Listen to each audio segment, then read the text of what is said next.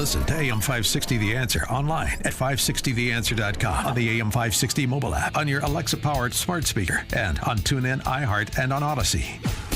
Now, from the Signature Bank Studios, this is Chicago's Morning Answer with Dan Proft and Amy Jacobson. Only the biggest stories, only the biggest guests, and only the biggest opinions. This is AM 560, The Answer.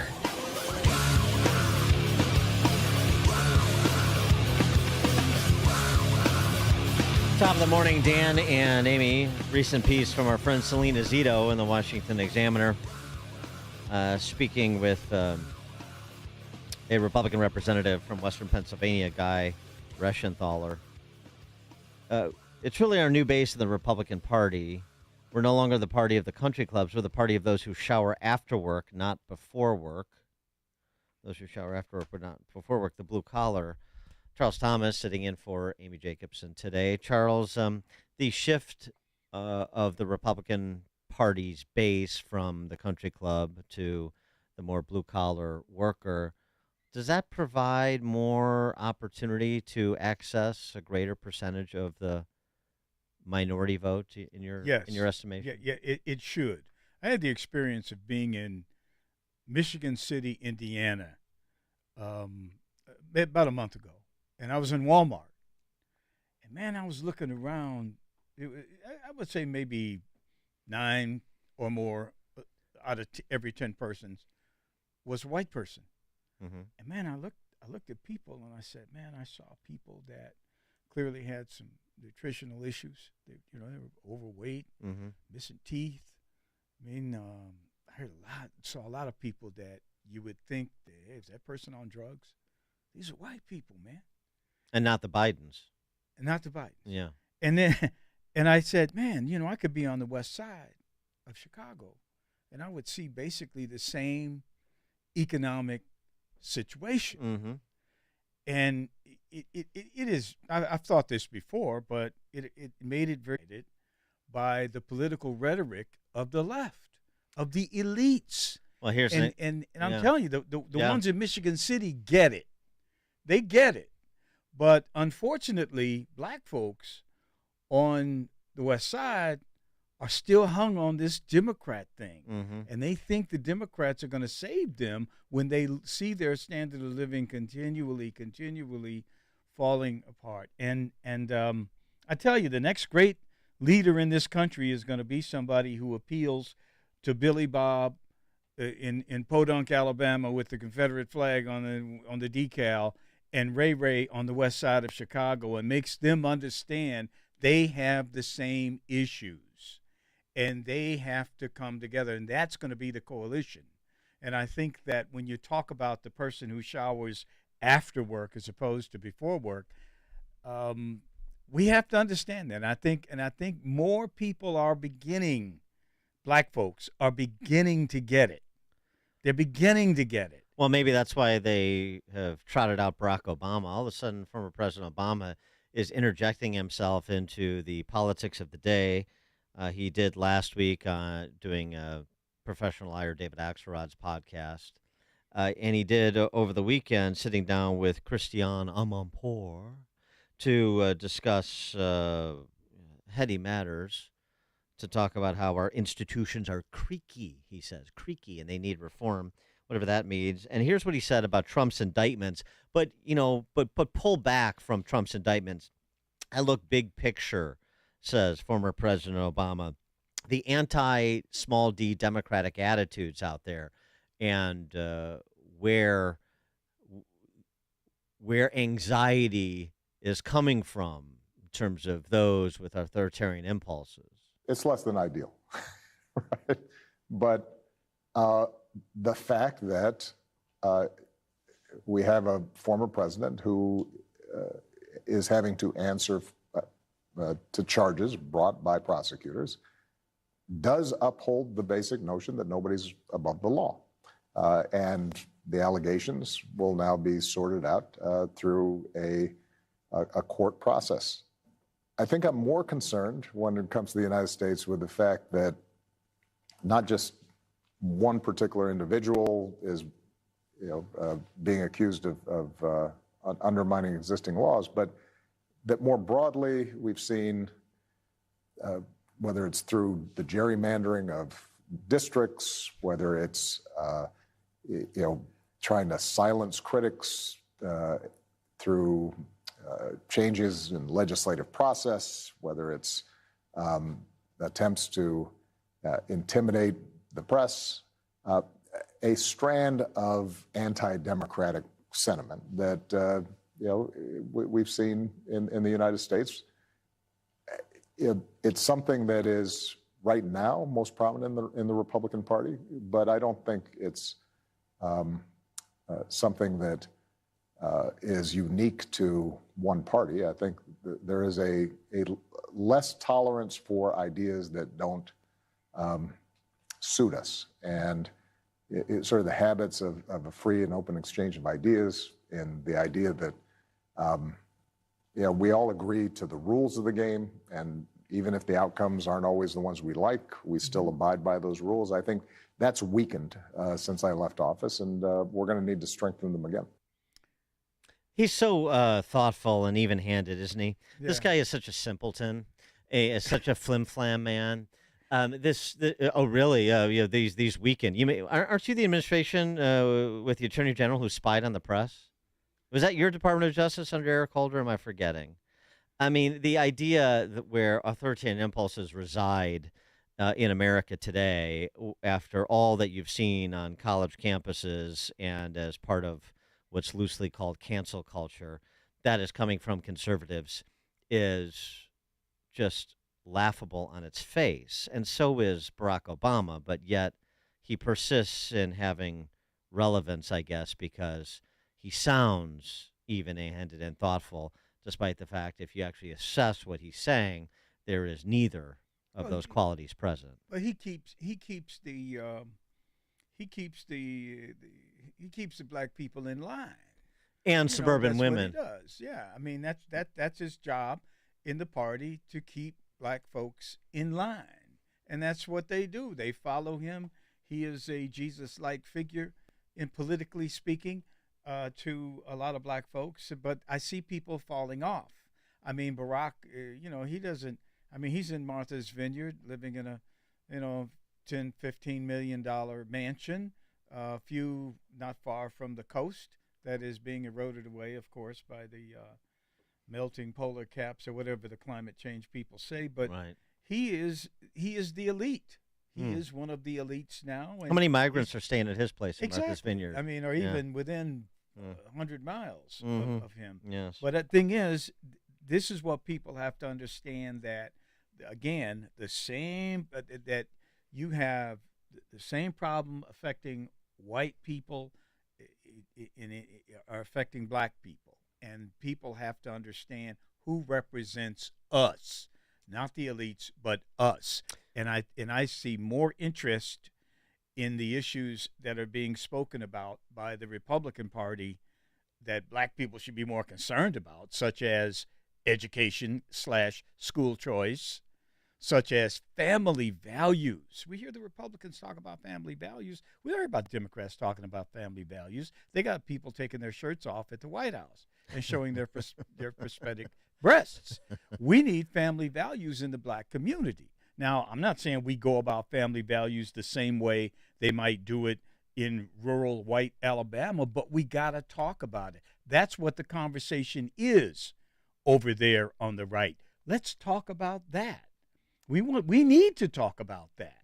And if they're talking about it, let's get involved in that conversation. Quite frankly, I'm not interested in the LGBTQIA issues. Are not my issues. You talk about them, do your thing. But black folks, we need to talk about school choice. We need to talk about business in our community.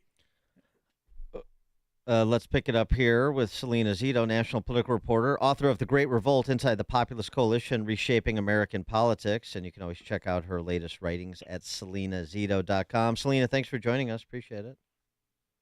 Thanks so much for having me. And I really appreciate this topic, because this is something I've been writing about forever. A few months ago, I did a piece in Pennsylvania, looking at the two poorest counties in the state.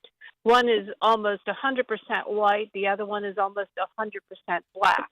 And yet they had the same exact issues. They had the same exact problems: access to good education, access to healthy water, crime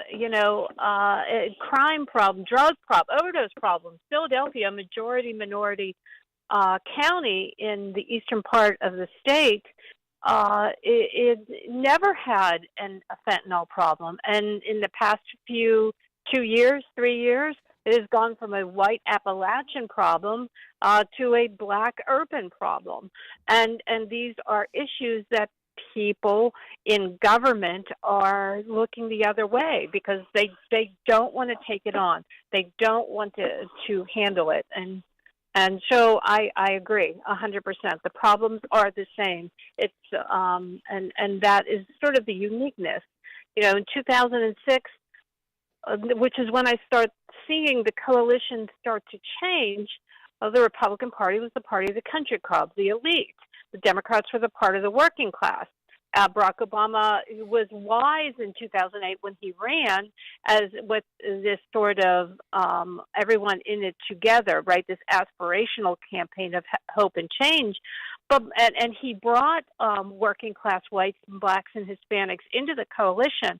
But in 2012, he made the decision that he was going to focus on the party of the ascendant, which is the party of the elite, young people, women, college educated, and leaving the working class behind. He thought he was only leaving the working class whites behind. However, he lost a significant portion of working class blacks and Hispanics, and he was the first modern U.S. president to get less votes than they received in their first election because he shed those voters.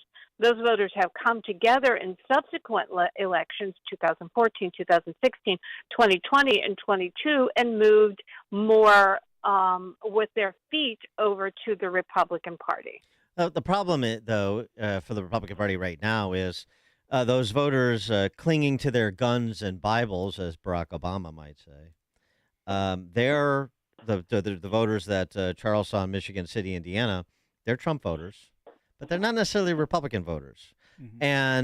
And if Trump is the nominee, then and DeSantis isn't, for example, or somebody like that, Tim Scott, then you have a real problem with suburbanites in urban centers in swing states.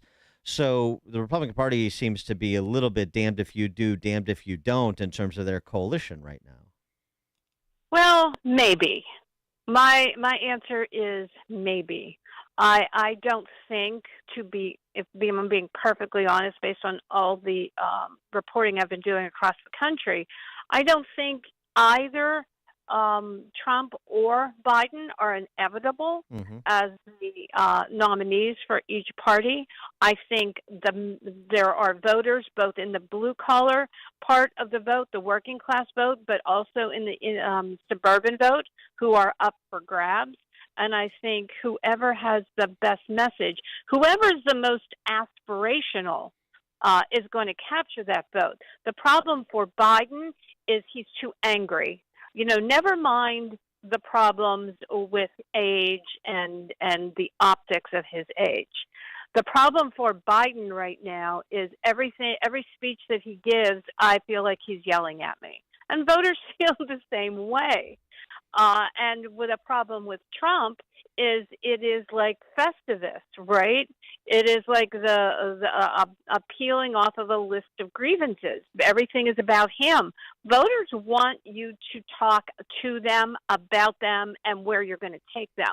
Not about yourself, and not if you're angry. There's another problem too that I know that basically is that basically is polarized. A place like Chicago, you have this huge black vote in Chicago, and poor neighborhoods that are suffering a lot of the pathology, you will, of poverty. But in Chicago, there are no poor white neighborhoods. Right. Black people in Chicago only see the gentry, the the young white people who are making it in Lincoln Park and the West Loop, and they see the suburbs, and then in the media they see white folks with money. They never see white folks that are just like them, and there are more white people like them than there are black people. If you go out of the city limits, but you never see them.